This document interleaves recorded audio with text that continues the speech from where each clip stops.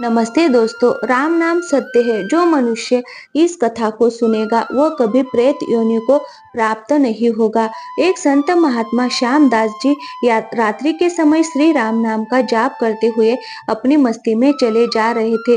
जाप करते हुए वो एक गहन जंगल से गुजर रहे थे। विरक्त होने के कारण वो महात्मा बार बार देशाटन करते थे। वो किसी एक स्थान पर अधिक समय नहीं रहते थे। वो ईश्वर नाम प्रेमी थे, इसीलिए दिन रात उनके मुख से राम जाप चलता रहता था। स्वयं राम नाम का जाप करते तथा औरों को भी उसी मार्ग पर चलाते। श्यामदास जी घने जंगल में मार्ग भूल गए थे, पर अपनी मस्ती में चले जा रहे थे कि जहाँ राम ले चले वहाँ दूर अंधेरे के बीच में बहुत सी दीपमालाएं प्रकाशित थी। महात्मा जी उसी दिशा में और चलने लगे। निकट आते ही देखा कि वट वृक्ष के पास अनेक प्रकार के वाद्य यंत्र बज रहे हैं। नाच गाना और शराब की महफिल जमी हुई है। कई स्त्री पुरुष साथ में नाचते कूदते हंसते और औरों को हंसा रहे हैं। उन्हें लगा कि वो मनुष्य नहीं प्रेतात्मा है। श्यामदास जी को देखकर एक प्रेत ने अपने हाथ दिखाते हुए कहा, हे मनुष्य, हमारे राजा तुझे बुलाते हैं, चल। वो मस्त भाव से राजा के पास गए जो सिंहासन पर बैठे थे। वहां राजा के इर्द गिर्द कुछ प्रेत खड़े थे।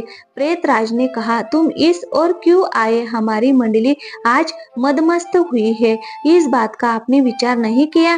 तुम्हें मृत्यु का डर नहीं है? अट्टहास करते हुए महात्मा श्यामदास जी बोले, मृत्यु का डर? और मुझे? राजन, जिसे जीने का मोह हो उसे मृत्यु का डर होता है। हम साधु लोग तो मृत्यु को आनंद का विषय मानते हैं। ये तो देह परिवर्तन है जो प्रारब्ध कर्म के बिना किसी से हो नहीं सकता। प्रेतराज, तुम जानते हो हम कौन हैं? महात्मा जी, मैं अनुमान लगाता हूँ कि आप प्रेतात्मा हो। प्रेतराज, तुम जानते हो लोग समाज हमारे नाम से कांपते हैं। महात्मा जी प्रेतराज से बोले, मुझे इंसान समझने की गलती मत करना। हम जिंदा दिखते हुए भी जीने की इच्छा से रहित मूर्त तुल्य है। अगर जिंदा मानो तो भी आप हमें मार नहीं सकते। जीवन मरण कर्माधीन है। मैं एक प्रश्न पूछ सकता हूँ? महात्मा की निर्भयता देखकर आश्चर्य हुआ कि प्रेत का नाम सुनते ही मर जाने वाले मनुष्य में एक ऐसी निर्भयता से बात कर रहा है। वास्तव में ऐसे मनुष्य से बात करने में कोई अचरज नहीं। प्रेतराज बोला, क्या प्रश्न है? महात्मा जी प्रेतराज से बोले, आज यहाँ आनंदोत्सव क्यों मनाया जा रहा है? प्रेतराज, मेरी इकलौती कन्या योग्य पति न मिलने के कारण अब तक कुंवारी है, लेकिन अब उसे जमाई मिलने की संभावना है। कल उसकी शादी है, इसीलिए ये उत्सव मनाया जा रहा है। महात्मा हंसते हुए कहते हैं, प्रेतराज, जमाई कहाँ है? मैं उसे देखना चाहता हूँ। प्रेतराज जीवन की इच्छा के मोह का त्याग करने वाले महात्मा, अभी तो वह हमारे पद प्रेत योनि को प्राप्त नहीं हुआ है। वो इस जंगल के किनारे एक गांव के श्रीमंत धनवान का पुत्र है। महादुराचारी होने के कारण वो भयंकर रोग से पीड़ित है। कल सवेरे से पहले उसकी मृत्यु हो जाएगी, फिर उसकी शादी मेरी कन्या से होगी। इसीलिए हम रात भर गीत नृत्य और मद्यपान करके हम आनंदोत्सव मना रहे हैं। श्यामदास जी वहां से विदा होकर श्री राम नाम जाप का करते हुए जंगल के किनारे गांव में पहुंचे। उस समय सुबह हो गई थी। एक ग्रामीण से महात्मा ने पूछा, इस गांव में कोई श्रीमान का बेटा बीमार है?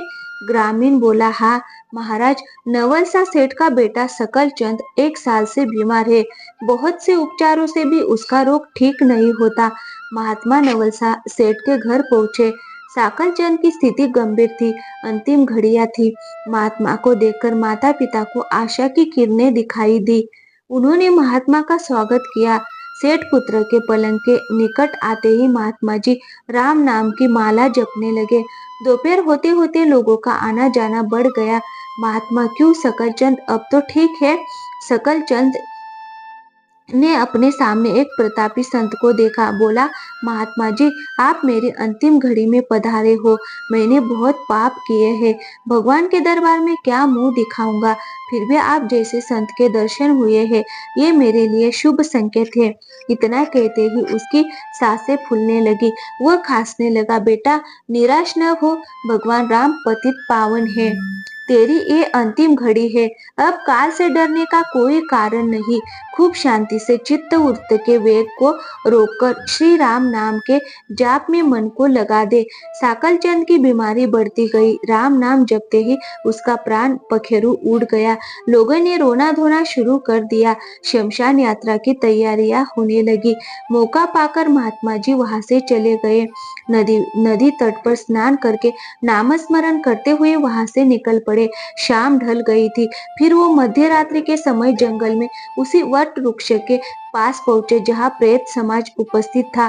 प्रेतराज सिंहासन पर निराश बैठे थे। आज गीत नृत्य हास्य कुछ भी नहीं था। चारों ओर करुण आक्रांत हो रहा था। सब प्रेत रो रहे थे।